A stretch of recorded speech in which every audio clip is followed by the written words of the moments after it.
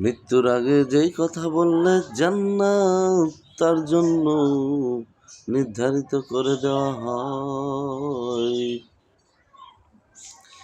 শেষ কথা হওয়া উচিত আমাদের প্রত্যেকের, লা ইলাহা ইল্লাল্লাহু মুহাম্মাদুর রাসূলুল্লাহ সাল্লাল্লাহু আলাইহি ওয়াসাল্লাম।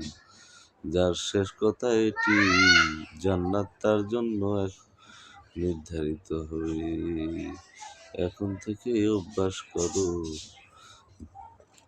মৃত্যুর আগে যেই কথা বললে জান্নাত তার জন্য নির্ধারিত করে দেওয়া হয়।